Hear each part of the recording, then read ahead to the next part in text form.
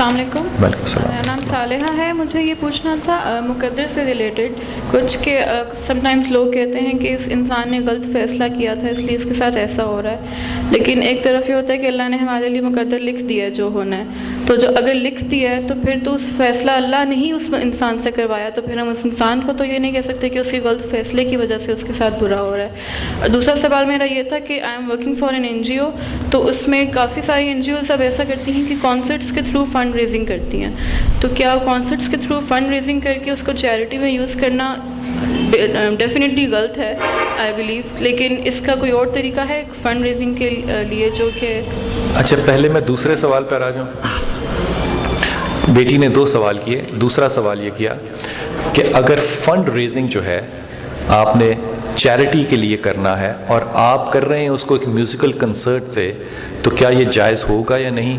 میری پیاری بیٹی، یہ سوال میرے سے آپ کا کرنا بنتا ہی نہیں، کیونکہ میں مفتی ہوں ہی نہیں. پہلے تو میری یہ معافی.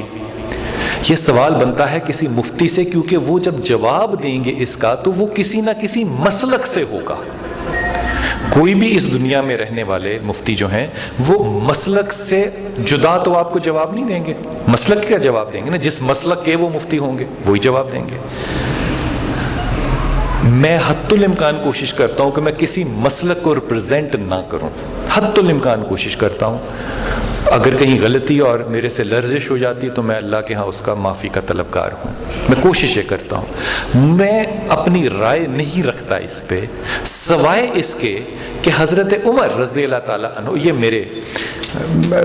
میرے محبت کرنے والے لوگوں میں سے ہیں، میں ان سے محبت کرتا ہوں. یہ اونٹ پہ بیٹھے ہوئے تھے اور گنگنا رہے تھے، اور حضرت عمر خطاب کی آواز بڑی خوبصورت تھی. لمبے اونچے اور خوبصورت بھاری آواز میں گنگنانے والے ہینڈسم ہنک، ماشاء اللہ تعالیٰ گنگنا رہے تھے. تو نیچے لوگ جو ہیں وہ صحابہ اکٹھے ہو گئے سننے کے لیے کہ عمر خطاب گنگنا رہے ہیں. پھر آپ نے آنکھیں کھولی، آنکھیں بند کر کے گنگنا رہے ہوں گے، کھولی تو صحابہ کو دیکھا. آپ نے فوراً تلاوت شروع کر دی. پہلے لوگ اکٹھے ہو رہے تھے، جب آپ نے تلاوت شروع کی تو لوگ بکھرنے لگ گئے. تو عمر نے پتہ کیا کہا یہ جملہ تھا جو کہ عرب کلچر میں ایک ابیوز کے طور پہ کہا جاتا تھا. کہا تمہاری ماں کی ناک کو مٹی لگے. بے عزتی کی بات، تمہاری ماں کی ناک کو مٹی لگے. جب میں گانا گاتا ہوں تو قریب آتے ہو، جب میں تلاوت کرتا ہوں تو دور بھاگتے ہو. وہی نفس خواتین و حضرات آج بھی اس امت میں قائم ہے. جب آپ گانا سنیں گے تو آپ خاموشی سے سنیں گے، جب تلاوت ہو رہی ہوگی تو آپ کے فون بجنے شروع ہو جائیں گے. میں نہیں کہتا کہ کیا جائز اور کیا ناجائز ہے، لیکن میرے خیال میں اگر گنگنانے سے دین کی خدمت ہو سکتی ہے تو مجھے تو اس گنگنانے پہ کوئی حیا نہیں آتی. اگر اللہ شر کے کام سے خیر نکال سکتا ہے تو ہو سکتا ہے کوئی فتویٰ ایسا ہو کہ آپ کو سود نہیں لینا چاہیے، لیکن وہ سود جو ہے آپ کسی کو خیرات کر سکتے ہیں. پھر آپ خیرات کرنے کہاں جائیں گے؟ کسی مدرسے میں. تو مجھے ایسا لگتا ہے، اور میرا یہ گمان، اللہ کرے غلط ہو، ہم نے یہ معاملات جو ہے نا فقہ کوئی دین نہیں ہوتا. یہ کوئی دین نہیں، ہم کہتے ہیں شرعی طور پہ، یہ شرعی کوئی دین نہیں ہوتا. یہ ہوتا ہے راستہ، کھلا راستہ جس پہ مختصر ترین سامان کے ساتھ آپ سفر کریں. اور اعمال کون سے ہوں گے؟ جن کا دار و مدار نیتوں پہ کیا جائے گا. یہ ہوتی ہے جسے ہم کہتے ہیں اللہ کے دیے ہوئے قانون کی اس دنیا اور اس وقت میں آپ کی انٹرپریٹیشن، اسے کہتے ہیں فقہ. اور ہم اس کا بیان اتنے لہجے میں کرتے ہیں کہ وہ لگتا ہے جیسے یہ اللہ کا حکم ہے. وہ ہمارا اس دنیا میں حکم ہوتا ہے اس سائے کے نیچے رہتے ہوئے جو سایہ اللہ اور اللہ کے رسول نے دیا. اگر منع فرما دیا ہوتا، میرا اس پہ تجزیہ یہ ہوگا کہ اگر کوئی بھی شے آپ کو اللہ کے ذکر اور اللہ کی یاد سے دور لے جائے، چاہے وہ موسیقی نہ ہو، وہ بھی شرک.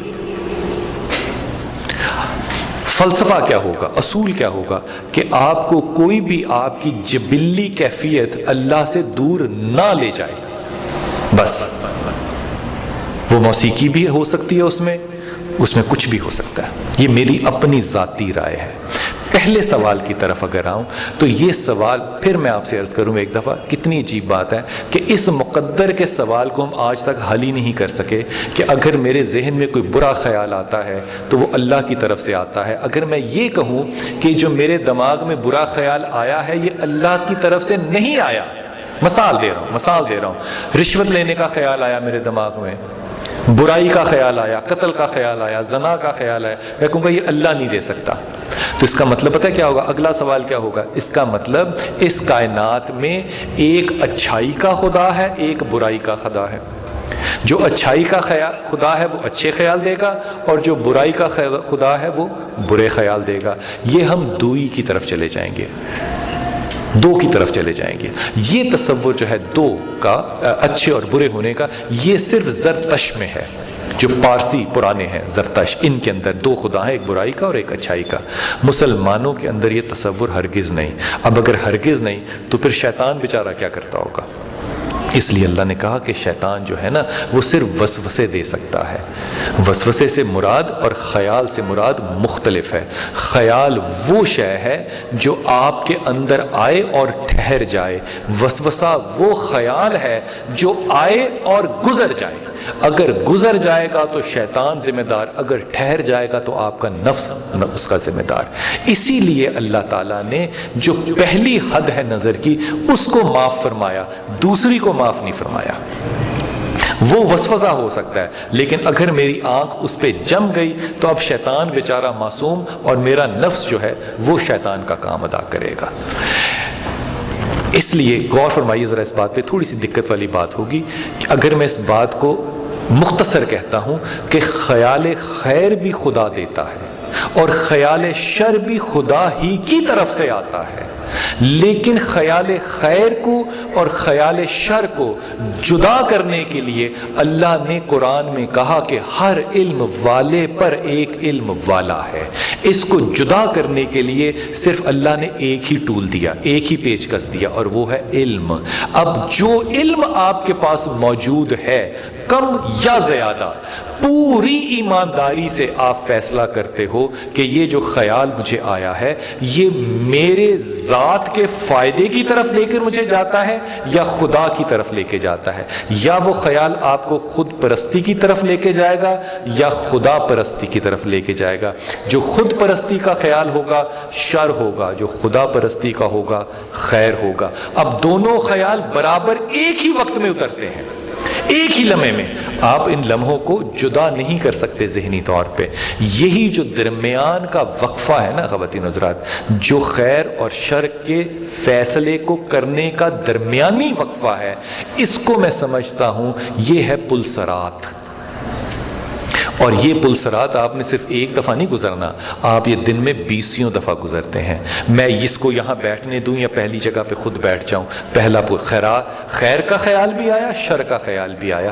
اب اپنے علم کی بنیاد پہ پوری ایمانداری کے ساتھ جب کوئی فیصلہ کرتے ہو تو خدا کہتا ہے کہ میری طرف سے، خدا کی طرف، حدیث قدسی ہے، اگر یہ فیصلہ غلط بھی ہے، اگر یہ فیصلہ غلط بھی ہے تو میری طرف سے تمہیں اجر ہے، اور اگر یہ فیصلہ تمہارا صحیح ہے تو میری طرف سے تمہیں دوہرا اجر ہے۔ اب خدا نے فیصلے کو صحیح اور غلط پہ نہیں تقسیم کیا، آپ کے علم اور نیت پہ کیا۔ اس لیے ہو سکتا ہے کہ جب میں کہتا ہوں کہ علی مرتضیٰ کہنے سے علی بڑا تو نہیں ہو جائے گا، ہو سکتا ہے اس سے آپ اگری نہ کرتے ہوں، لیکن میں پوری ایمانداری سے کہہ رہا ہوں کہ وہ شخص جس کا نام لمبا ہے وہ چھوٹا ہے، اور جس کا نام چھوٹا ہے وہ شخص بڑا ہے۔ میں پوری ایمانداری سے کہتا ہوں تو پھر مجھے اس کا اللہ کی طرف سے اجر ہے۔ جب خیال خیر آئے اور خیال شر آئے، دونوں آپ کا مقدر ہے۔ ہم خدا کو اتنا چھوٹا اور محدود سمجھتے ہیں کہ خدا شاید ایک ہی کام ایک وقت میں کر سکتا ہے، یا وہ خیال ایک دے گا یا وہ خیال دوسرا دے گا۔ خدا اس سے زیادہ، جسے ہم کہتے ہیں نا 4th ڈائمینشن 10th ڈائمینشن میں بھی تو کام کر سکتا ہے نا۔ خدا دونوں خیال آپ کو دے رہا ہے، اب اس کے لیے آپ کو علم دے دیتا ہے کہ چاہو تو کرو چاہو تو نہ کرو، لیکن ایک شے جو مقدر ہے اللہ نے اپنا بنا لیا، اس پہ توجہ فرمائیے۔ خدا کہتا ہے کہ جب میں انسان کو تخلیق کر رہا تھا اور اس کا مقدر لکھ رہا تھا تو ایک چیز میں نے، اب اللہ کا مقدر کون لکھ سکتا ہے؟ اللہ کا مقدر تو کوئی نہیں لکھ سکتا سوائے خدا کے۔ خدا کہتا ہے میں نے پھر اپنا مقدر خود لکھا، اور میں نے اپنے مقدر میں تجھ پہ، ہم پہ ظلم کرنے کو اپنے پہ حرام قرار دے دیا۔ غور فرمائیے ذرا، خدا نے ہم پہ ظلم کرنا حرام قرار دے دیا۔ اس کا مطلب یہ ہوا کہ خدا سوائے خیر کے اور کر ہی نہیں سکتا۔ اب جب ظلم آ رہا ہے تو وہ خدا کی طرف سے نہیں، آپ کے نفس کی طرف سے آ رہا ہے۔ خدا سوائے خیر کے اور کچھ نہیں کرتا۔ I hope I've answered your question۔ میرا نام حسن احمد منہاس ہے۔ میرا کویشچن یہ تھا کہ آپ نے فرمایا کہ ہر پیر کو جو ہے وہ ابو لہب جو ہے وہ شہادت دیتا ہے رسالت کی، اور وہ تو کیا ہمیں عید میلاد النبی منانی چاہیے، اور کس طرح منانی چاہیے کہ ہم خرافات اور بدعات سے بچ کے اس کو اس طرح کر سکیں کہ ہمارا ہر عمل قبول ہو؟ یہ سوال ہی بڑا خطرناک ہے۔ میں آپ سے پہلے ہی معافی مانگتا ہوں، دست بدست مانگتا ہوں۔ میں خانہ کعبہ میں طواف کر رہا تھا اور میرے ہاتھ بار بار ڈرتے ڈرتے ڈرتے ڈرتے غلاف کعبہ کو لگ رہے تھے۔ اس میں میری نیت شامل تھی، اس میں میری نیت شامل تھی۔ تو وہ جو ایک وہاں پہ شرطا کھڑا تھا وہ مجھے بار بار کہہ رہا، اور میرے پیچھے پیچھے چل رہا تھا، فرشتے کی طرح آ رہا تھا پیچھے، اور بار بار مجھے کہہ رہا تھا حرام شرک بدعت، بدعت سیدنا حرام شرک بدعت۔ مجھے اس وقت پتا چلا کہ اسی بدعت میں تو سارا مزہ ہے۔ اگر ہاتھ ہی نہ کعبے کو لگے تو طواف میں کیا مزہ؟ طواف تو انسان کہیں بھی کر سکتا ہے، اوپر جا کے چھت پہ بھی کر سکتا ہے، لیکن جب ہاتھ لگ رہا ہو تو پھر جو قربت محسوس ہوتی ہے اس کا لطف ہی اور ہے۔ اب مجھے جس چیز میں قربت خداوند محسوس ہوتی ہے، اگر کسی کو اس میں بدعت خداوند محسوس ہوتی ہے تو میں معافی مانگ سکتا ہوں، لیکن میں اپنی محبت کو آپ کے واسطے قربان تو نہیں کروں گا۔ اس لیے میرا یہ خیال ہے کہ خدا کے ولیوں، میں اپنے پروفیسر کو نا یہاں پہ بڑا اچھا استاد سمجھتا ہوں، حالانکہ استاد مجھے اچھا طالب علم بالکل نہیں سمجھتا۔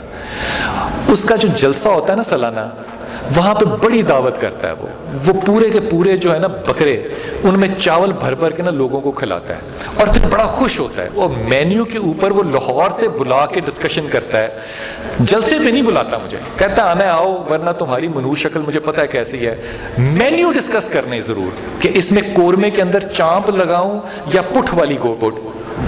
ہم نے ایک دفعہ استاد سے کہا، ہم نے کہا استاد محترم آپ بھی ہماری طرح فقیر ہی ہیں، یہ جو آپ اتنے لاکھوں روپے دعوت پہ لگا دیتے ہیں، خدا کے واسطے ہمیں تو ہماری این جی اوز نے یہ بتایا ہے کہ ان پیسوں کو اکٹھا کر کے 4 لڑکیوں کی شادی کر دیں، یہ زیادہ بہتر کام ہے۔ اب استاد تو استاد ہے نا، اس نے بھی ایک سوٹا لگایا، کہتا ہے یار کتنے بے شرم لوگ ہو تم، جب اپنے بیٹیوں اور بیٹوں کے تم ایک غلیظ نکاح کرنے بیٹھتے ہو تو لوگوں کے آگے اپنے مال کے تھال کھول دیتے ہو، جو آنے والے مہمان ہوتے ہیں ان کی دعوت شراز کرتے ہو، اور بے غیرت اس قدر ہو کہ جب اللہ کے رسول کے مہمان آئیں تو ان کو نان پہ رکھ کے حلوہ اور چنے کی دال دینا تم مناسب سمجھتے ہو۔ خدا کا شکر ادا کرو کہ تم صحابی نہیں ہو، بڑے بے شرم لوگ ہوتے ہیں۔ جب اللہ اور اللہ کے رسول کی دعوت ہو، جب آپ اپنے بیٹے اور بیٹی کی ہیپی برتھ ڈے مناتے ہیں تو آدھا محلہ آپ اس لیے اکٹھا کرتے ہیں تاکہ آپ کا سر فخر سے بلند ہو۔ خدا کے ولیو، یہ تو میرے رسول کی آمد کا دن ہے، مجھے نہیں اس سے کوئی غرض کہ وہ 12 ہے کہ 17 ہے، مجھے اس سے کوئی غرض نہیں ہے۔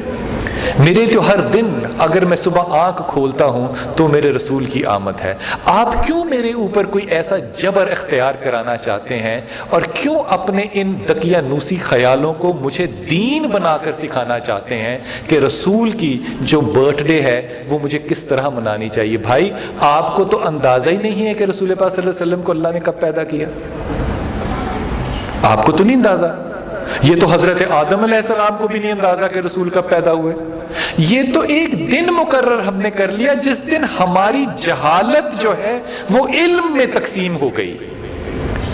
ہماری بند آنکھیں، ہمارے بند اور کند ذہن جو ہیں، جس دن ان کو یہ علم ہو گیا کہ یہ رسول پاک صلی اللہ علیہ وسلم ہے، ہم اپنی اس جہالت کا پیچھا چھوڑنے کا وہ دن منائیں۔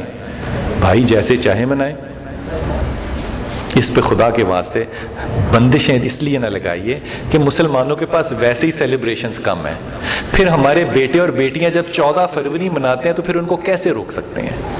پھر وہ ان لوگوں کی چیزیں منائیں گے، کیونکہ آپ کے ہاں سال شروع ہی ماتم سے ہوتا ہے، درمیان بھی ماتم کریں گے، آخر بھی ماتم کریں گے، آپ سیلیبریٹ کب کریں گے؟ خدا نے دین کو آسانی کے لیے بنایا ہے۔ یہ پیغمبر جو آتے ہیں یہ کیا لے کر آتے ہیں؟ یہ خوشخبری لے کر آتے ہیں۔ پھر اللہ نے کہا کہ مجھے اپنی عبادت کے بعد جو سب سے زیادہ اچھا حسن اخلاص لگتا ہے وہ لوگوں سے محبت کرنا اور اس میں لوگوں کو کھانا کھلانا۔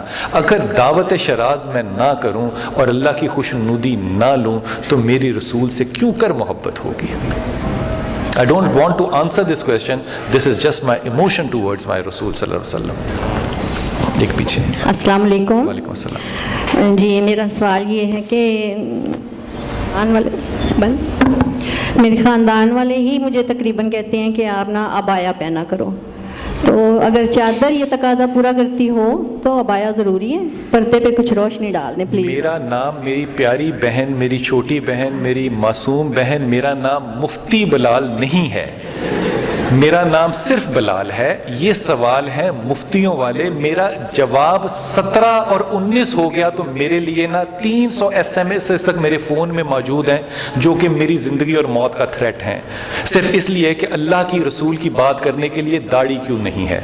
392 تھریٹ اس وقت میرے موبائل فون میں موجود ہیں۔ اس طرح کی جب آپ باتیں کریں گے تو وہ 300 جو ہیں وہ 600 میں کنورٹ ہو جائیں گے، تو اس پہ احتیاط کریں۔ میں اس بات کو یوں سمجھتا ہوں کہ دیکھیے اللہ تعالیٰ جو ہے نا وہ لوگوں کی بڑی باتیں سن لیتے ہیں۔ ہم نے پتہ کوشش اس زمین پہ کیا کی کہ ہماری ماں جو عائشہ ہے، ہماری ماں ہے نا، یہ اگر یہ ہماری ماں نہ ہوتی تو آج آپ کو پونی حدیثیں ہی نہ پہنچی ہوتی، لیکن ہم نے ان کو بھی نہیں بخشا، ہم نے ان پہ بھی تہمت لگائی۔ اور پھر 30 دن ہماری یہ ماں کہتی ہے 30 دن گزر گئے مجھے علم ہی نہیں تھا کہ میرے پہ تہمت لگی ہوئی ہے۔ پھر تہمت لگی تو رسول پاک صلی اللہ علیہ وسلم کا مزاج جو تھا وہ حضرت عائشہ سے تھوڑا سا جسے کہنا چاہیے نا فارمل ہو گیا، تو ہماری ماں کو پسند نہیں آیا۔ انہوں نے کہا میں اپنے والد کی طرف چلی جاؤں، کہا چلے جاؤ۔ اب کہاں حضرت عائشہ کی والدہ اور حضرت ابو بکر بیٹھی رہی، وہاں بیٹھی رہی۔ ایک وقت آیا اپنے والد اور والدہ سے کہتی ہیں آپ تو مجھے جانتے ہیں، میں آپ کی بیٹی ہوں نا، آپ تو مجھے جانتے ہیں، آپ کیوں رسول کے پاس نہیں جاتے میری خاطر اور کیوں نہیں کہتے کہ ہماری بیٹی ایسی نہیں ہے؟ باپ کو چاہیے تھا کہ وہ رسول کے پاس جاتا اور کہتا یہ میری بیٹی ایسی نہیں ہے، آپ نے تو اس کو خواب میں دیکھا تھا، میں اس کو لپیٹ کے آپ کے ہاتھوں میں دے رہا تھا، آج آپ نے اس پہ تہمت لگا دی۔ ابو بکر کہتے ہیں نہیں عائشہ، میں تیری خاطر رسول کے سامنے نہیں جا سکتا۔ اب اللہ نے بھی تو یہ بات سن لی ہوگی نا، اللہ نے بھی تو سنی ہوگی نا۔ پھر اللہ نے پتہ عائشہ کو کیا جواب دیا؟ 10 آیتیں قرآن کی اتار دی۔ اب جب تک آپ مر نہیں جاتے اور قیامت نہیں آ جاتی، وہ 10 آیتیں جو اللہ نے ڈیفنس کے طور پہ دی ہماری اس ماں کو، وہ قرآن کا حصہ بنا دی۔ اب غور کرو ذرا، کیا ماں ہے ہماری، خدا کی قسم۔ کیوں انسان یہ نہ کہے کہ میرے ماں باپ آپ پہ قربان ہو، کیوں نہ کہے؟ حضرت ابو بکر اور رومان جو ہے وہ بھاگ کے گئیں، کہا کہ سنا رسول پاک صلی اللہ علیہ وسلم آئے اور خوشخبری دی ہے کہ اللہ نے تمہاری گواہی دے دی، جلدی جلدی جلدی جلدی شاباش شاباش، جیسے ہم اپنی بیٹیوں کو کہتے ہیں جلدی جلدی اٹھو چلو جا کے شاباش، جلد بھاگ کے جاؤ رسول پاک صلی اللہ علیہ وسلم کا شکریہ ادا کرو۔ ماں بھی پھر عائشہ تھی، کہتی کیوں رسول کا شکریہ ادا کروں، میں اس کا شکر کیوں نہ ادا کروں جس نے رسول پہ آیتیں اتاری ہیں۔ یہ ماں ہے نا ہماری، خدا کی قسم۔ یہ سفید اور کالا اور گرے میں نہیں رہتے، ان کا ایمان اتنا ہی سچا ہے اللہ کے بارے میں جتنا رسول کے ساتھ بیٹھ کے رسول پہ ایمان سچا تھا۔ میں تو مانوں گا ابو حضرت عمر رضی اللہ کی بات۔ حضرت عمر نے یہ جو سارا ہے نا سورہ نور اور سورہ نساء کا واقعہ، یہ سارا کیا دھرا جو ہے نا یہ حضرت عمر کا، اسی طرح بار بار جانا یا رسول اللہ صلی اللہ علیہ وسلم کچھ حکم دیجئے، کچھ حکم دیجئے. اب رسول نے حکم تو اپنی طرف سے نہیں دینا نا, آئے گا تو دیں گے نا. اب پرابلم کیا تھا کہ عورتوں کے گھروں میں یا کوئی بھی کسی بھی گھر میں سب سے بڑا گھر پتہ ہے اس جگہ پہ کس کا ہے؟ ہم سنتے ہیں نا کہ ابو سفیان کے گھر میں پناہ دی, آج بھی موجود ہے حضرت ختیجہ رضی اللہ تعالی عنہا کا گھر. اس سے بڑا گھر اس جگہ پر کسی کا نہیں تھا. اس گھر میں بھی اگر غور کرو تو غسل خانے نہیں ہیں, there are no bathrooms. یہ تو آج آپ کے فلش سسٹم ہے نا, اٹیچ باتھ رومز ہے نا, تو آپ اس بات پہ بڑا تکبر کرتے ہو. بھائی اس وقت یہ ہماری مائیں بھی باہر جایا کرتی تھیں, باہر جاتے تھے. تو رسول پاک صلی اللہ علیہ وسلم کہتے تھے کہ جو منافق ہیں نا راستے میں کھڑے ہوتے ہیں اور یہ یہاں سے عورتوں کو پک کرتے ہیں, جس طرح آج بھی عورتیں پک ہوتی ہیں, راستوں سے پک ہوتی ہیں نا, پک ہوتی ہیں. تو یا رسول اللہ وہ جب ہماری عورتوں کو آواز کستے ہیں تو ہم انہیں پکڑتے ہیں جا کے, تو وہ کہتے ہیں ہمیں کیسے پتا چلے گا کہ یہ تمہاری عورت مسلمان ہے, ہمیں کیسے پتا چلے گا, ہم تو اس کو یہودن سمجھ کے بلا رہے تھے, ہمیں کیا پتا ہے کہ ایمان لے آئی. تو یا رسول اللہ کچھ فرمائیے, کچھ فرمائیے, کچھ فرمائیے. پھر اللہ نے کہا, اور یہاں پہ میں ڈاکٹر اسرار کو ریفر کروں, اللہ تعالیٰ نے کرور جن نصیب کرے, کہا جلباب جو ہے نا وہ ہے گھونگٹ, اس کو آگے کی طرف کر لو. یہ چہرہ چھپانے کے لیے تھا, اللہ عالم, اللہ عالم, لیکن یہ ایک مسلمان عورت کو ایک غیر مسلمان عورت سے جدا ضرور کرتا تھا. اب جب عورتوں نے جلباب شروع کر دیا تو پھر ان لوگوں نے مسلمان عورتوں کو آوازیں کسنا بند کر دی. بس یہاں پہ ابا کہیں نہیں ہے, کیونکہ یوگوسلاویا, آج آپ غور کرو, فلسطین غور کرو, لبنان غور کرو, عورتوں نے پینٹ ٹائٹ پہنی ہوتی ہے, قمیض چھوٹی ہوتی ہے اور سکارف پورا ہوتا ہے. وہ سکارف اس کلچر کا حصہ تھا جہاں سے مسلمانوں نے بھی سکارف لیا, لیکن اللہ نے ایک مسلمان اور ایک غیر مسلمان عورت میں تقسیم کرنے کے لیے حضرت عمر کو چنا. اور فرق کیا آیا؟ اپنے لباس کو, جلباب کو آگے کر دو. اب having said that, میں ایک بات اپنے گمان سے کہہ رہا ہوں, خدا کرے کہ میرا گمان ٹھیک ہو, یہ میرا گمان ہے. اگر دیکھنے میں ایک عورت مسلمان لگتی ہے غیر مسلمان عورت کے مقابلے میں, تو میں اس کا پردہ مکمل سمجھوں گا. بس آپ نے ایک غیر مسلمان سے جدا کرنا ہے. دین لباس کے اندر نہیں ہے, دین میں لباس ہے. لباس کو دین مت بنا لو. یہ آئیڈینٹی ہے جدائی کی, ملاپ کی نہیں.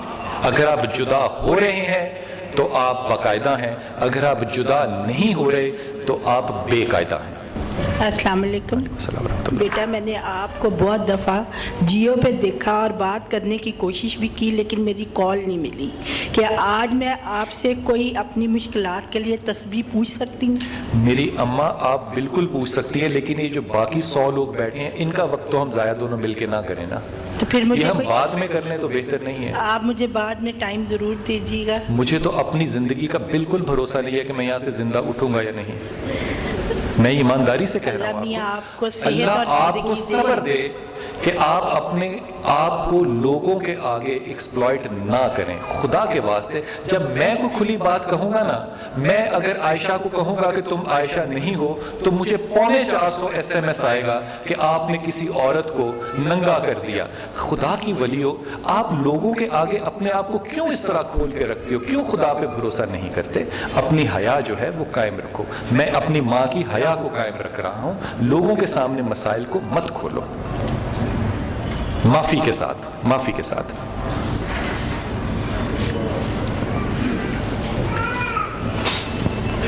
السلام علیکم. وعلیکم السلام. میرا نام عبداللہ ہے. میں یہ پوچھنا چاہتا ہوں فرض عبادت اور غرض عبادت میں فرق. غرض عبادت سے میری مراد ہے کہ مجھ پہ کوئی مشکل آتی ہے تو میں آپ سے کوئی رابطہ کرتا ہوں, کسی مفتی سے یا کسی عالم دین سے پوچھتا ہوں, یا میری بہنیں جو ہیں یہ کسی طرح کسی سے پوچھتے ہیں, کوئی تسبیحات بتا دی جاتی ہیں, یہ تسبیح پڑھے, یہ تسبیح پڑھے. میرا پوچھنے کا مقصد یہ ہے کہ کیا اس تسبیح میں اثر ہوگا اگر ہم اپنی فرض باتیں ہی نہ کریں؟ میں بھی اسی میں شامل ہوں. اگر ہم فرض ہی نہ ادا کریں, میں 5 وقت کی نماز ہی نہ پڑھوں, فرض ہی ادا نہ کروں, تو اس تسبیح میں اثر ہوگا؟ مجھے نہیں پتا ہوگا کہ نہیں ہوگا. عبداللہ مجھے بالکل نہیں پتا، کیونکہ اگر اللہ نے کہا ہوتا نا ہر نمازی پہ نمازی ہے تو خدا کی قسم نماز قضا نہ کرتا، مر جاتا قضا نہ کرتا۔ حاجی پہ حاجی ہے، میں خدا کی قسم حالت حج میں ہی مرتا۔ اگر خدا کہتا کہ زیادہ میرے لیے کوئی کیا کہتے ہیں ذکر کرنے، میں ہر وقت ذکر، اللہ نے نہیں کہا۔ اللہ نے کیا کہا؟ ہر علم والے پہ علم والا ہے۔ مجھے کیا پتا کہ وہ شخص جو نماز نہیں پڑھتا وہ علم کے زاویے میں مجھ سے بہتر ہو سکتا ہے میں نمازیں زیادہ پڑھتا ہوں لیکن اللہ کے ہاں اس کا درجہ بڑا جو علم میں بڑا ہوگا۔ اللہ نے درجات نمازوں پہ، حجوں پہ، زکاتوں پہ، عمروں پہ نہیں رکھے، اللہ نے درجے رکھے ہیں علم پہ۔ اب دوسری بات غور کیجئے، کتنا منافقانہ اور تکبرانہ جملہ ہے جس نے بھی یہ بنایا ہوگا، منافقانہ اور تکبرانہ، کہ یہ عبادت جو ہے یہ فرض ہے یا غرض ہے۔ بھائی میرے لیے تو فرض بھی غرض ہے، فرض ہی میری غرض ہے۔ خدا کی قسم اگر مجھے 3 نمازوں کی چھوٹ ہوتی میں نہ پڑھتا، مجھے تو جنت میں جانے کی غرض ہے، میں تو صرف اس لیے 5 پڑھتا ہوں کہ اس نے کہا یہ پڑھ لو، زکات دو، 1 حج کر لو، اور بس اس نے کہا یا رسول اللہ اور نہیں کروں گا، کہا ٹھیک جا۔ اب اگر اللہ کا رسول اس کو ان بنیادوں کے اوپر جنت کی بشارت دے رہا ہے تو میں ان بنیادوں کو زیادہ پاک اور طہارت والا اور کر دوں اور لوگوں سے کہوں کہ نہیں دیکھو معاذ اللہ عبداللہ بن مسعود تو بچہ تھا، چھوٹا تھا، رسول تو بیچارے جانتے نہیں تھے، جو ابو ہریرہ کو کہہ دیا کہ لا حول ولا قوت الا باللہ پڑھا کرو، یہ نہیں کہا نماز میں پڑھا کرو، یہ نہیں کہا نماز سے پہلے پڑھا کرو، نماز کے بعد پڑھا کرو، حج میں پڑھنا ہے، پوری نمازیں کرو تو پڑھنا، کہا نہیں پڑھا کرو، ہر وقت پڑھا کرو، اس سے 99 بیماریاں دور ہوتی ہیں۔ تو بھائی صاحب مجھے نہیں پتا غرض کیا چیز ہوتی ہے، خدا کی قسم میرے سے بڑا تو غرض والا شخص ہی کوئی نہیں ہے جس کی غرض ہی یہ ہے کہ اللہ تعالیٰ کسی طرح اس کے اوپر پردہ اس دنیا میں رکھے اور جب اس دنیا سے پردہ کروں تو میرے اعمال پہ آخرت میں پردہ کر دے۔ اس سے بڑی غرض کیا ہو سکتی ہے؟ کتنا منافقانہ جملہ ہے کہ عبادت فرض ہے، میں فرض کروں گا، غرض نہیں رکھوں گا۔ اس بدبختی سے اللہ ہمیں بچائے کہ اللہ سے ہمیں غرض نہ رہے کہ اللہ میں یہ عبادت اپنی چاہت کے لیے نہیں تیرے رسول اور تیری چاہت کے لیے کر رہا ہوں تاکہ تو اس کو قبول کرے اور ہمیں آخرت میں اس کا اجر عطا فرمائے۔ السلام علیکم sir, I have a question, my name is Sadia. Hurt ہو کر اپنے آپ کو جو ہم ٹارچر کرتے ہیں ایٹ ٹائمس لائک جب ٹین ایج میں ہوتے ہیں تو اس کی ایگزیکٹ پنشمنٹ کیا ہے؟ اور کیا چیز کر کے بیٹا؟ ہرٹ ہو کے ٹارچر جی، تو ٹارچر کرتے ہیں ہم کسی کی بھی بات سے، تو اس کی ایگزیکٹ پنشمنٹ کیا ہے؟ اور سیکنڈ کوسچن ہے کہ لوگ کہتے ہیں کہ میسنجرز جو ہیں اللہ پاک کے، ان کو تو کریٹ ہی ایسے کیا گیا ہے کہ وہ لائک اتنا کچھ پین ایبزارب کر سکتے ہیں، بٹ ہم ان کے امتی ہیں، ان کے فالوورز ہیں، بٹ ہم اس طرح سے نہیں کر سکتے پین کو ایبزارب اور ہرٹ ہو کے، تو ہمیں بدلہ لینا چاہیے اگر ہم لے سکتے ہیں، لیکن ایک جگہ مطلب آتا یہ بھی ہے کہ اگر آپ اس کو معاف کر دیں تو وہ زیادہ بہتر ہے، لیکن اگر آپ بدلہ لے سکتے ہیں تو آپ کو لینا چاہیے۔ اور زیادہ میکسیمم پیپل کہتے ہیں کہ میسنجر جو ہوتے ہیں ان کو تو کریٹ ہی ایسے کیا گیا ہوتا ہے کہ وہ خدمت کریں دنیا کی اور دین کو پھیلائیں، اور ہم مطلب امتی ہیں اور ہم لوگوں کو کھانا بھی ہے، یہ بھی کرنا ہے، تو 24/7 ہم عبادت نہیں کر سکتے، اور آج کل کے زمانے میں اٹس ریئلی ڈیفیکلٹ کہ لائک آفرنگ پریئرز اور عبادت کرنا ڈیفیکلٹ لگتا ہے کافی، تو please kindly answer this question. اچھا کتنی عجیب بات ہے اور کتنی میری بحثیت ایک آدمی ہونے کی تذلیل ہو رہی ہے اس وقت کہ جو مرد سوال کرتے ہیں وہ صرف فقہ کے ہوتے ہیں، جو عورتیں سوال کرتی ہیں وہ انٹلیکچوئل ہوتے ہیں۔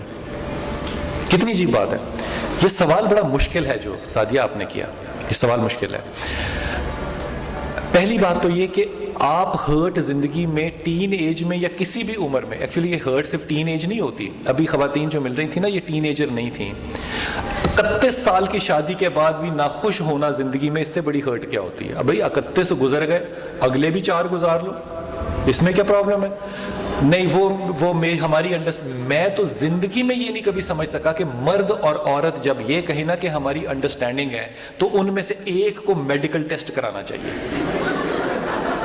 ممکن ہی نہیں ہے کہ مرد اور عورت کے جب ہارمونز ہی مختلف ہیں وہ ایک دوسرے کو کیسے انڈرسٹینڈ کر سکتے ہیں. یہ ریلیشن شپس ہوتے ہیں کمپرومائز کے اور فرائض کے.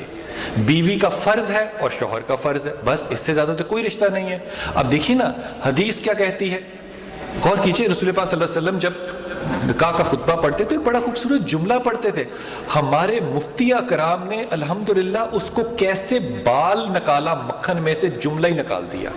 آپ کہتے تھے یہ عورت تیرے حوالے کی جاتی ہے تیرے نفس کی تسکین کی خاطر. تو وہ جو جملہ تھا نا, وہ ہو سکتا ہے ہمارے جو علماء ہیں ان کے خیال میں تسکین جو ہے یہ فزیکل پلیجر ہو, تو وہ کہتے تھے حیا کرو. اس جملے کو رسول کہہ سکتے ہیں.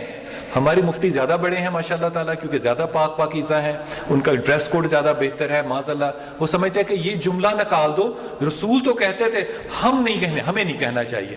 پھر ابن عباس آئے, دیکھیے نا یہ نہ ہو تو ہمارا کیا حشر ہو. کہا اس جملے کی تفسیر میں حدیث فرمائی کہ جب مسلمان اس کے اوپر دوزخ کو حرام کیا گیا, کہا وہ مسلمان جو مسجد سے نکل تو آئے لیکن اپنا دل مسجد میں چھوڑ کر آئے, اس پہ اللہ نے دوزخ کو حرام قرار دے دیا. دل مسجد میں چھوڑ کر آئے کہ پھر جاؤں گا, پھر نماز پڑھوں گا, پھر پڑھوں گا نماز, بس. کہا اسی طرح ایک شوہر جب گھر سے جائے اور گھر میں اپنا دل چھوڑ کے جائے, یہ ہے تسکین نفس. اب اللہ نے عورت کی ذمہ داری اس مرد سے کہیں زیادہ لگا دی. مرد نے تو جا کے ریڑھی لگانی ہے, گنڈیریاں بکی نہ بکی.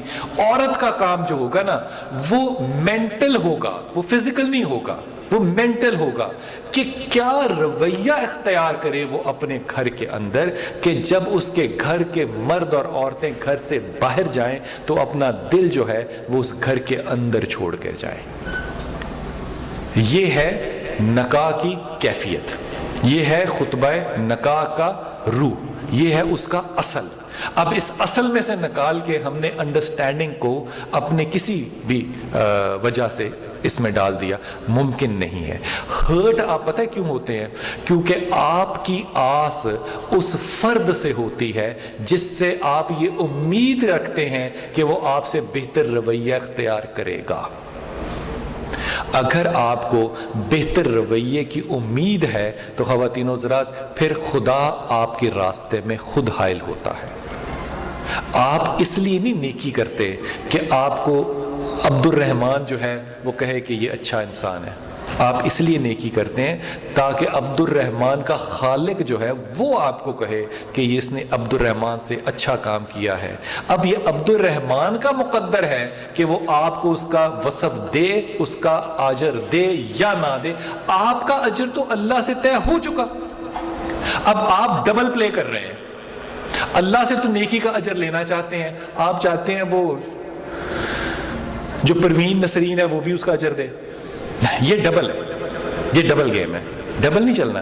اس لیے اللہ نے اس میں ہرٹ رکھ دیا تاکہ آپ اس ڈبل پلے کی نشاندہی کر سکیں کہ آپ اس وقت جو ہے نا وہ دونوں, آپ حسین کی طرف جا کے اس کے گھر رونا بھی کر رہے ہیں شہادت کا, اور پھر یہاں پر آ کر آپ معاویہ کے ساتھ کھانا بھی کھا رہے ہیں. یہ نہ کیجیے.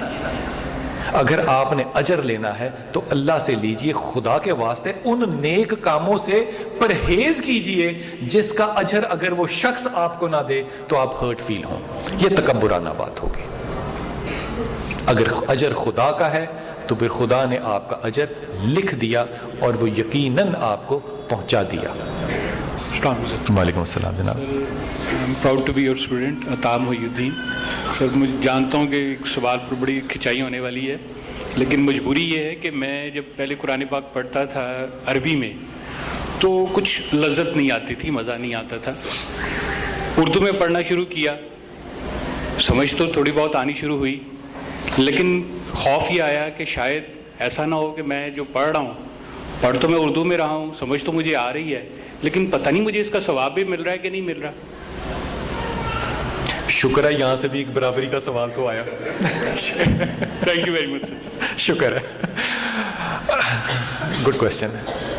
اچھا پہلی بات تو یہ کہ پتہ نہیں کیوں، اور یہ میں ہاتھ باندھ کے اپنی رائے دے رہا ہوں، اور خدا کرے میرا گمان جو ہے وہ صحیح ہو، یہ گمان ہے، یہ میرا فتویٰ نہیں ہو سکتا، یہ میرا تقویٰ ہے جو میں آپ سے عرض کر رہا ہوں۔ کسی طرح پتہ نہیں یہ دین کس طرف پلٹ کے چلا گیا کہ ہم گنجائش اور ذریعے ڈھونڈتے ہیں کسی طرح خدا کو نہ یاد کرنے کے، کہ اگر اردو میں اللہ کو یاد کر لیا تو ہو سکتا ہے اللہ عبداللہ اردو نہ جانتا ہو سکتا ہے نہ جانتا ہو، اگر فارسی میں اللہ کو یاد کر لیا تو ہو سکتا ہے اللہ کی فارسی میں معاذ اللہ کوئی سپلی آئی ہے کہ اللہ نہیں سمجھ سکتا فارسی میں۔ کیسی نامعقول بات ہے۔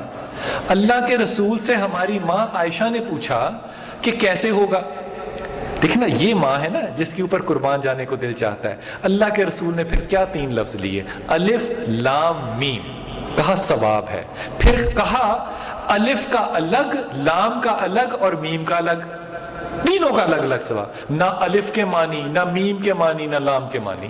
ارے اردو میں جو آپ پڑھتے ہیں اس کے تو معنی ہے، الف کے تو معنی نہیں ہے، تو الف کا تو ثواب اللہ دے رہا ہے۔ آپ پڑھ رہے ہیں اور آپ سمجھتے ہیں کہ شاید یہ اردو میں ثواب نہیں مل رہا، خدا کی قسم ثواب کا فیصلہ نہ مفتی کر سکتا ہے نہ میں کر سکتا ہوں، یہ اللہ کرے گا۔ اللہ نے فیصلہ کرنا ہے آپ کی نیت کے اوپر۔ اللہ چاہتا ہے کہ آپ اس کو یاد کریں۔ اللہ نے آپ کو کہیں کہا کہ مجھے کس زبان میں یاد کرو؟ جو عربی ہے نا یہ افضل ہے۔ افضل 2 وجوہات سے ہے۔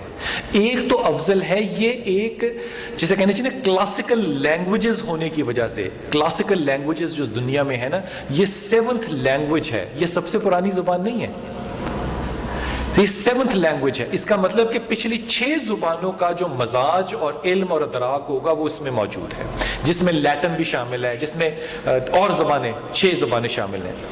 اب میں آپ سے ایک عرض کرتا ہوں کہ اگر آپ انگریزی میں سوچتے ہیں، اگر آپ انگریزی میں سوچتے ہیں اور انگریزی کا لہجہ ماشاءاللہ تعالیٰ آپ کا بہت اعلیٰ ہے، تو آپ مجھے گھوڑے کے 50 لفظ بتائیے، آپ نہیں بتا سکتے کیونکہ ہیں ہی نہیں۔ لیکن اگر آپ مجھے کہیں گے کہ میں اردو میں بتاؤں تو میں 5 بتاؤں گا، اگر آپ مجھے کہیں عربی میں بتاؤں تو میں فوراً اپنا قاعدہ کھولوں گا اور میں پتہ آپ کو کتنے لفظ دوں گا، 70 for one word horse I'll give you 70 words. Then go back home and try to make words with A, B and C.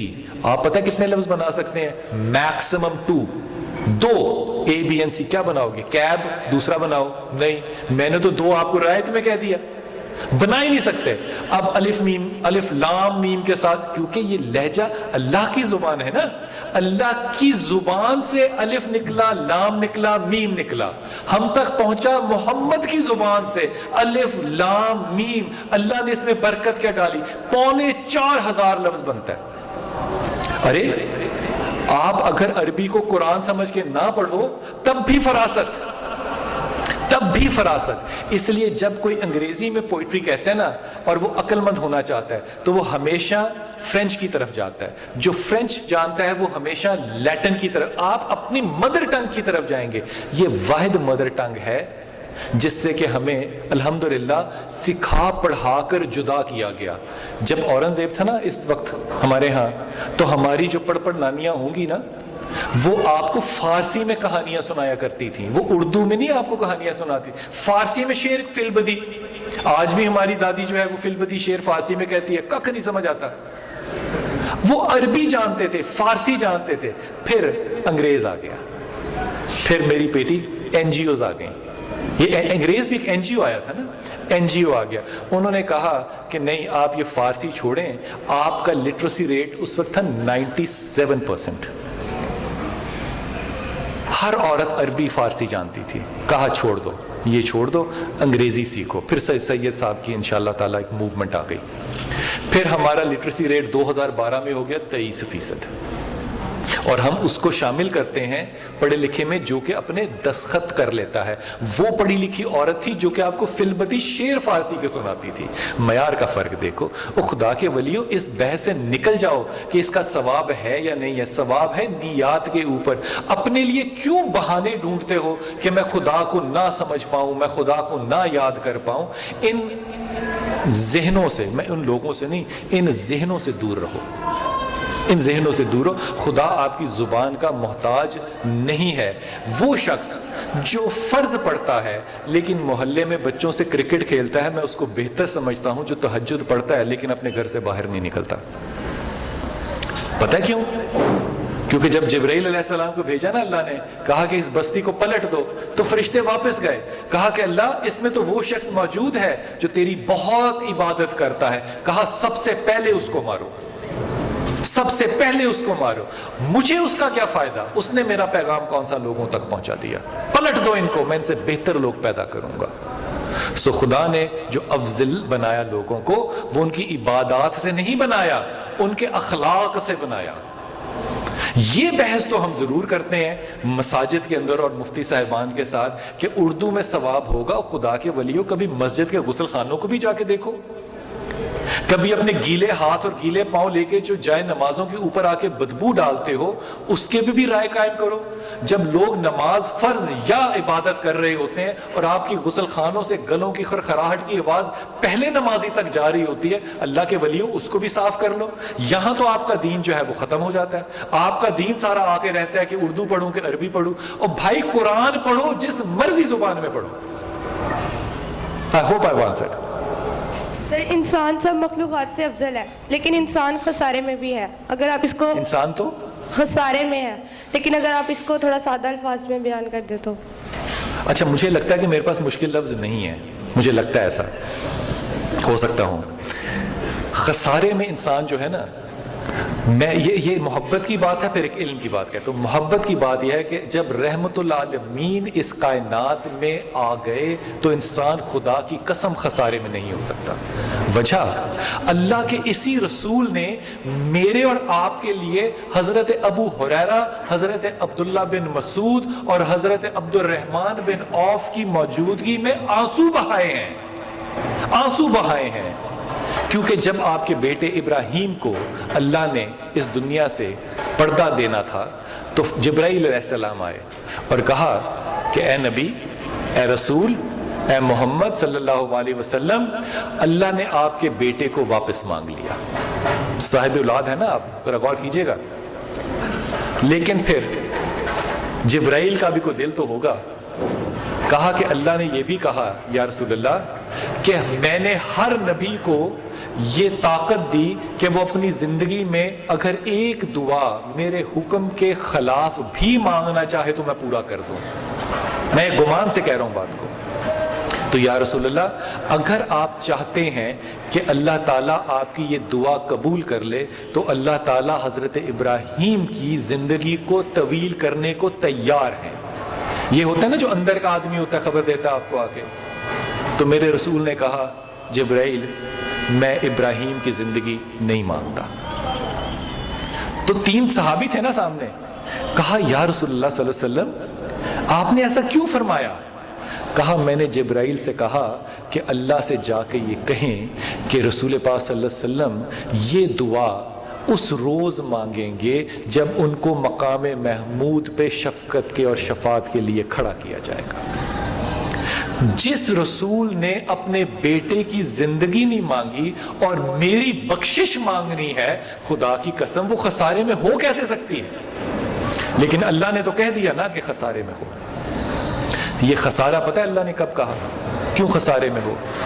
ہم اللہ کے سامنے تھے اور اللہ جو تھا یہ ابن حشام کی تاریخ میں، تاریخ ابن کثیر میں اور ابن ماجہ میں یہ موجود ہے.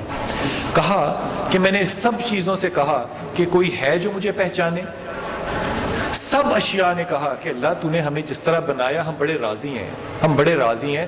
ہمیں نہیں چاہیے یہ مقام کہ تو ہمیں اشرف بنا دے اور ہم اپنی زندگی تیری شناخت میں لگا دیں. پھر اللہ کہتے ہیں کہ آدم جو ہے نا تب بھی ذرا ناک والا تھا.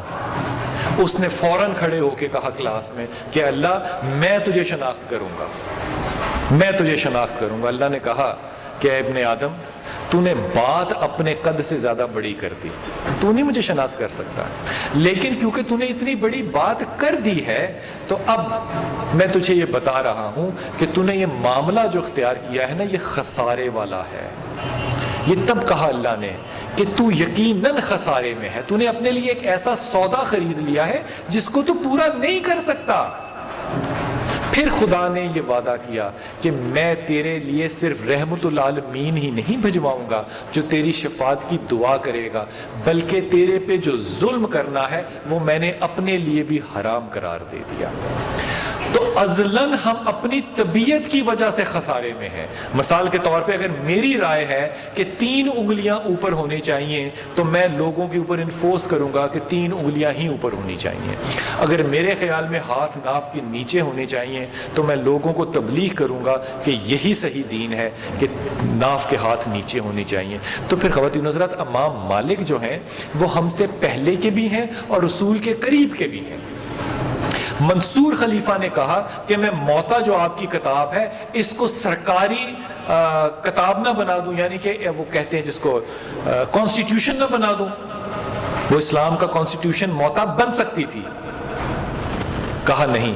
کیوں نہیں؟ کہا کیونکہ جس نے رسول کو جس سنت میں دیکھا اور وہ وہاں سے جدا ہو گیا، اس نے جا کے وہ اپنے شہر اور ملک میں سنت قائم کر دی۔ اگر تم موتا کو قائم کرو گے تو پھر ان لوگوں کا دین خراب ہوگا۔ یہ امام مالک کو امام مالک بناتی ہے بات۔ جو جیسے کر رہا ہے اس نے سنت ویسے دیکھی، جس نے کھلے ہاتھوں کو دیکھا اس نے وہ سنت قائم کی، جس نے بندے کو دیکھا اس نے بندے قائم کی، جس نے سینے پہ دیکھا اس نے سینہ قائم کیا۔ خواتین حضرات، ہمارا معاملہ جو ہے نا وہ تھوڑا سا مختلف ہے۔ ہم اپنے خسارے کو آج بھی کیش کرنا چاہتے ہیں۔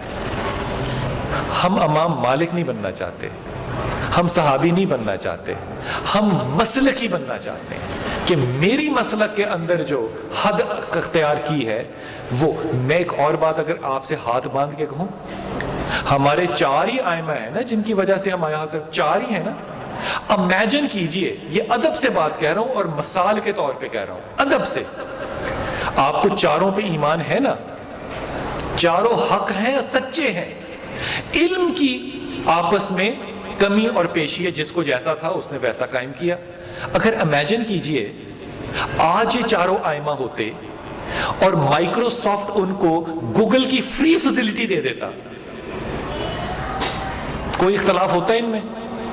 4 کے پاس ایکول ڈیٹا ہوتا، 4 ایک بات کہتے۔ ہم نے ان کی اس نظر کو جو اس سنت یا حدیث سے نہیں گزر سکی، ہم نے اس کو دین بنا دیا۔ یہ لوگوں کی کمزوریوں سے فائدہ اٹھانا ہے، یہ علم کی غربت سے فائدہ اٹھانا ہے۔ آپ ادب سے محبت نہیں کرتے اپنے ائمہ سے، آپ ان کے علم کو مس یوز کر رہے ہیں۔ I hope I've answered the question۔ جی بیٹا، جی میرا بیٹا۔ السلام علیکم۔ وعلیکم السلام۔ مجھے سوال یہ پوچھنا ہے کہ ہم جب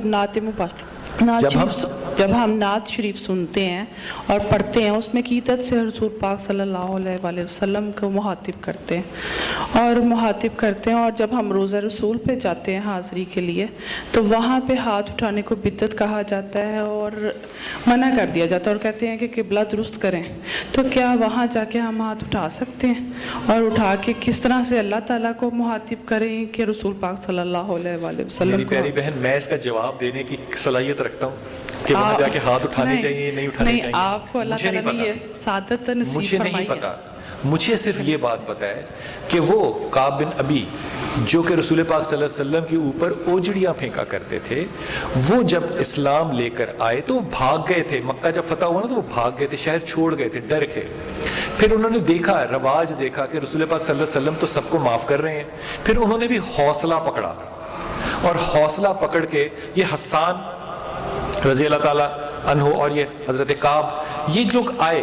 حضرت کعب کہتے ہیں، اور آئے پتہ ہے کیسے؟ جیسے آج کے زمانے میں ٹیررسٹ کو لایا جاتا ہے، اس کے اوپر چادر ڈال کے، بالکل اسی حالت میں رسول پاک صلی اللہ علیہ وسلم کے پاس آئے مدینہ اور کہا کہ یا رسول اللہ، اگر آپ کے ساتھ کسی نے بہت زیادتی کی ہو،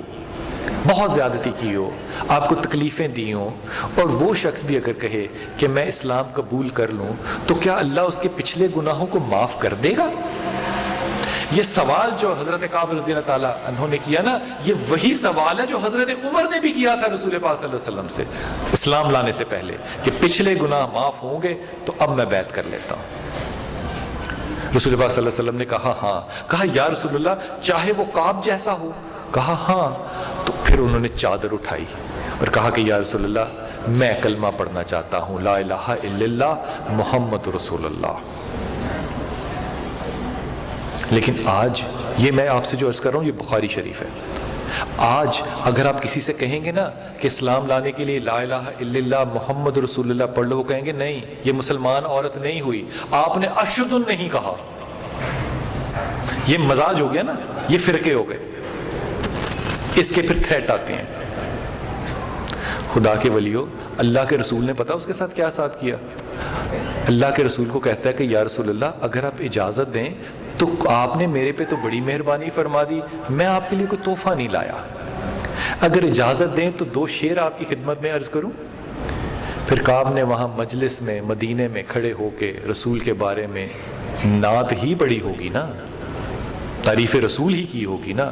پھر اللہ کے رسول نے کہا کعب اگر تم دیکھ سکتے تو اس وقت فرشتوں کو پر پھیلائے دیکھتے جو اپنے پروں کا سایہ تم لوگوں پر کیے تمہاری داد رسی کے لیے آئے ہیں۔ اللہ کے رسول نے کسی بدعت کا ذکر نہیں کیا۔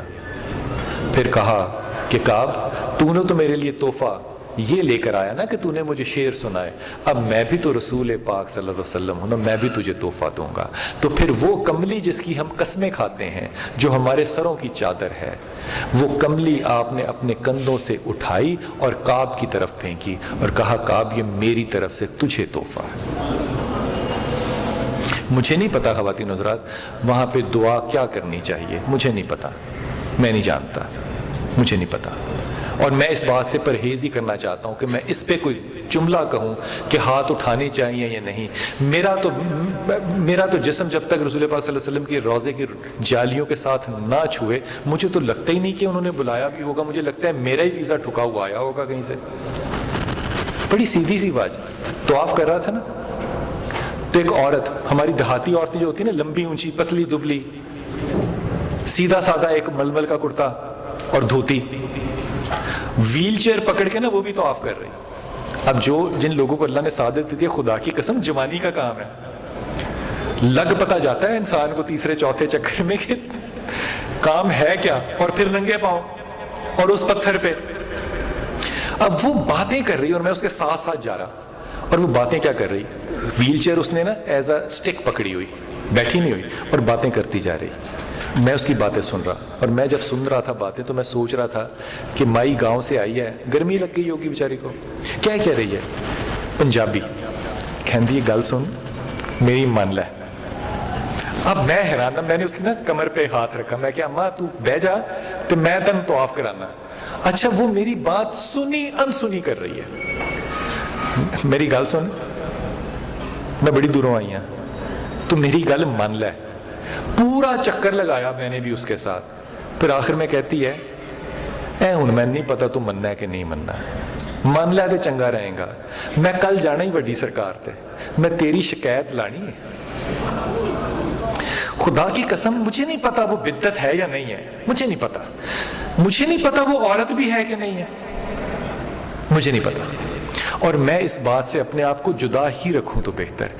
اللہ جانے اور وہ جانے، اللہ جانے اور وہ جانے ہم کن مقاموں کی باتیں جو ہیں وہ کن اداروں میں بیٹھ کے کرنا چاہتے ہیں، اور ان کے اوپر کیا کیا گنجائشیں شرع اور فقہ کے نام پہ لگانا چاہتے ہیں کہ یوں صحیح ہوگا یا وہ صحیح ہوگا۔ اللہ کرے کہ یوں بھی صحیح ہو اور وہ بھی صحیح ہو۔ سر بہت شکریہ جی۔ میں مختصر سی ایک بات ضرور کہوں گا کہ ہم لوگ بہت خوش نصیب ہیں کہ ربیع الاول کے منتھ میں ہم لوگوں نے اتنی دیر جو سی ہے وہ رسالت مآب صلی اللہ علیہ وآلہ وسلم کا تذکرہ خیر سنا، اور وہ بھی بلال کتب صاحب کی زبان سنا۔ میری سر سے گزارش ہے کہ سر دعا ضرور کروائیں، یہ سب لوگ اکٹھے ہیں اور اتنا اجتماع ہو تو کیوں نہیں۔ بسم اللہ الرحمن الرحیم، الحمدللہ رب العالمین الرحمن الرحیم مالک یوم الدین ایاک نعبد و ایاک نستعین اهدنا الصراط المستقيم صراط الذين أنعمت عليهم غير المغضوب عليهم ولا الضالين. یا ذا الجلال والاکرام یا ذا الجلال والاکرام یا ذا الجلال والاکرام یا حی یا قیوم یا حی یا قیوم یا حی یا قیوم اللہ لا الہ الا هو الحی القیوم یا ذا الجلال والاکرام. اللہ پاک ہماری اس مجلس میں جن جن لوگوں نے یہاں پہ حاضری دی، جنہوں نے آنے کی نیت کی یا جو آئندہ ہمارے پاس تمہارے ذکر کی خاطر آئیں گے، اللہ پاک ہماری تمام حاجات جو ہیں اپنے ہاں قبول فرما. آمین آمین. اللہ پاک آپ بہتر جانتے ہیں ہم اپنے نفس پہ ظلم کرنے والے لوگ ہیں. اللہ پاک ہم اپنے تکبر سے ابھی تک جدا نہیں ہو پائے. اللہ پاک آپ نے رحمت العالمین کو ہم تک بھیجا، آپ اپنے رحمت العالمین کے صدقے میں ہماری لرزشوں کو معاف فرما دیجئے. اے اللہ پاک ہماری لرزشوں کو درگزر فرما دیجئے. اے اللہ ہمارے دلوں کو اپنی محبت سے، اپنے رسول کی محبت سے، اہل بیت کی محبت سے، صحابہ کی محبت سے، اور جو لوگ تیرے ساتھ سچی محبت کرتے ہیں اے اللہ میاں، تو ان لوگوں کی محبت ہمارے دلوں میں ڈال دے. اے اللہ ہم نے تیرا ذکر آج اس مجلس میں بیٹھ کے کیا. اے اللہ آپ نے فرمایا کہ جب میرا ذکر زمین پہ کیا جائے گا تو میں اس سے بہتر مجلس میں اس کا ذکر آسمانوں پہ کروں گا. اے اللہ تو ہمارے ذکر کو آسمانوں پہ قائم کر دے. اے اللہ جب تو ہمارا ذکر آسمانوں پہ قائم کرنا، اے اللہ ہمارے پردے جو ہیں وہ قائم رکھ دینا. اے اللہ ہمارے گناہوں پہ نظر نہ رکھنا. اے اللہ اس دنیا کی حاجات سے ہمیں بے نیاز کر دے. اے اللہ اس دنیا کی حاجات سے ہمیں بے نیاز کر دے. اے اللہ اس دنیا کی حاجات سے ہمیں بے نیاز کر دے. اے اللہ ہم تیرے حبیب کے صدقے میں التجا کرتے ہیں کہ ہمارے آنے والی نسل، ہماری گودوں میں پلتے بچے، ہمارے سائے تلے رہنے والے لوگوں کو اے اللہ ہمیں توفیق دے کہ ہم نیک راستے اور تیرے راستے کی طرف اور صرف تیرے راستے کی طرف لگائیں. اے اللہ تعالیٰ آپ ہمارے ان بکھرے ہوئے مسالک کے مسائل کو ہمارا مقدر نہ بنا. اے اللہ تو ہم پہ آسانیاں فرما، اور وہ زمانہ جس میں تو نے ہمیں اس وقت پیدا کیا ہے، اے اللہ ہمارا گمان ہے کہ یہ وقت آخر ہے. اے اللہ اگر مہدی السلام نے اس زمانے میں تشریف لانا ہے تو اے اللہ تو آپ ان کو ظہور فرمائیے، تاکہ اس ملک میں، اس دنیا میں، اس امت مسلمہ میں اے اللہ تعالیٰ جس ذلت سے ہم دوچار ہیں اے اللہ ہمیں اس ذلت سے چھٹکارا ملے اور تیرا نام بڑا کرنے والے ہوں. اے اللہ ہم اس ملک کے لیے تیرے سے عاجزی کے ساتھ رہنمائی مانگتے ہیں. اے اللہ ہم سے بڑی کوتاہیاں اور بڑی غلطیاں ہوئی ہیں اس ملک میں. اے اللہ ہمارے حکمرانوں کو بھی اور ہمارے لوگوں کو بھی اپنے راستے پہ چلنے کی توفیق اور نیت عطا فرما. آمین ثم آمین یا رب العالمین. السلام علیکم ورحمۃ اللہ وبرکاتہ. بہت شکریہ سر.